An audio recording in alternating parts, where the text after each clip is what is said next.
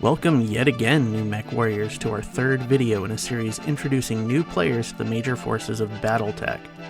So far, we have covered the successor states, or great houses, Comstar, and the clans. This time we are heading to the Periphery nations to take a quick look at the Magistracy of Canopus, the Marian Hegemony, the Outworlds Alliance, and the Taurian Concordat. The Periphery nations are the independent states at the edge of the inner sphere, where lawlessness and piracy tend to be more common.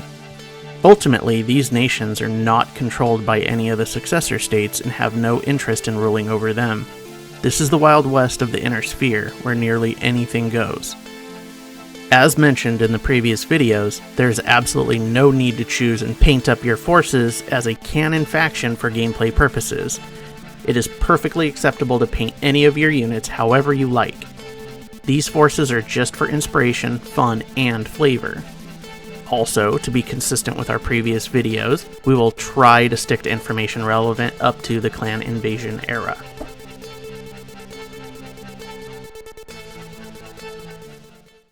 The Magistracy of Canopus is a matriarchy headed by a magistrix.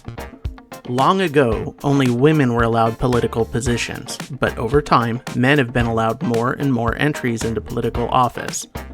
Unlike many other nations, the magistracy does not rely on physical products to sustain its economy. It is more well known for its entertainment, especially its pleasure circuses, tourism, and medical industries. The biomedical industry being one of the most advanced. Much to the disdain of some other nations, the magistracy has a more anything goes attitude for its people, allowing for some morally gray activities. This allows them to have a much more diverse people with a diverse range of thoughts and attitudes. The Magistracy of Canopus prides itself on being a haven for victims of oppression, granting citizenship to any seeking asylum from such, and crushing it from within. The Magistracy of Canopus colors vary wildly between its forces, but they commonly use bright metallic highlights such as gold or silver. The most common mechs produced in the Magistracy of Canopus are Locust, Stinger, and Wasp, Shadowhawk and Wolverine, Marauder, and Ostrock. Pick this faction if you like to have fun with your forces. The mech warriors here could potentially be entertainers from the pleasure circuses, or seeking vengeance for the oppressed. They also have a great variety of paint schemes for their canon forces.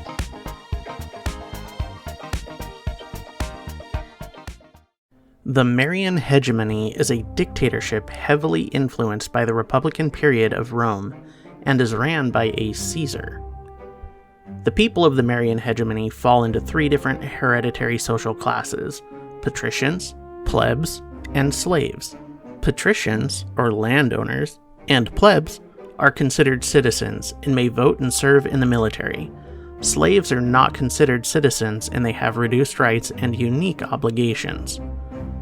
Male citizens are required to serve 6 years in the military, known as the Marian Legion, while female citizens have the right to choose to. As a relic of its privateering days, the Marian Hegemony prides itself on its technicians, able to slap together workable ships and machines from any salvage they can come across.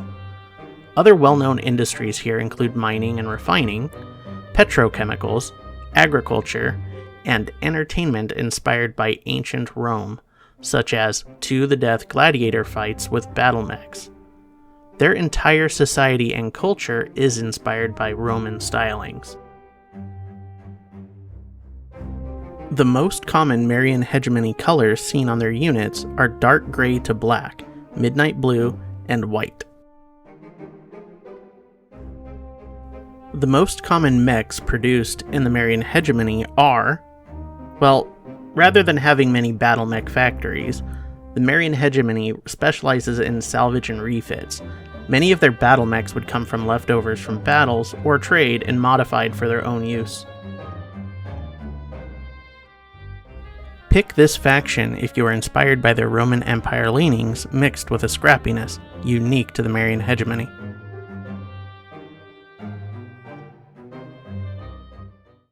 The Outworlds Alliance is a parliamentary confederacy led by a president, the realm of which is inspired by the Wild West era and area of the early United States of America, with large areas of unspoiled resources and a government which has a hard time, or little interest, in keeping individual planets in line, of which only the most charismatic of leaders can keep the masses together.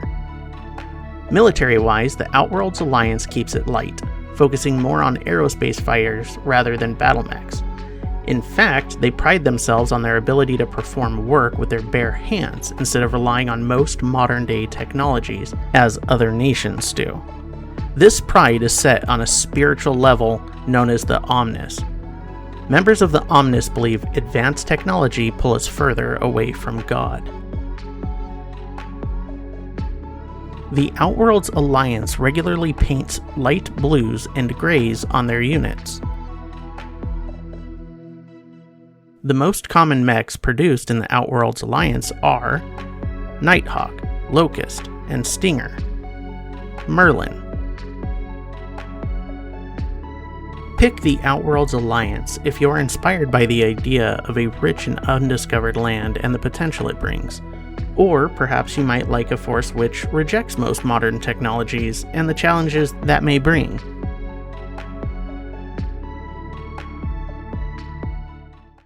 The Taurian Concordat is a constitutional monarchy led by a protector.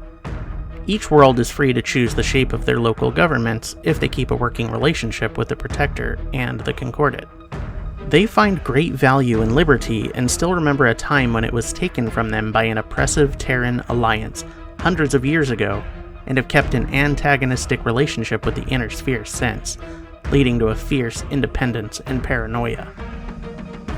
The Taurian Concordat also sees its future in the deeper periphery. They have a colonization philosophy in that they believe for humankind to survive, they must still expand to uninhabited star systems. The Taurian Concordat tend to use a lot of red, either as the main color or as a trim color in most of their forces. They also use plenty of browns.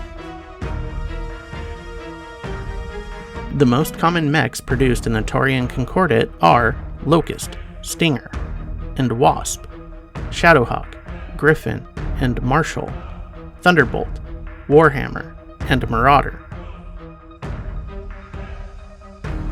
Pick the Taurian Concordat as your faction if you believe in independence at any cost.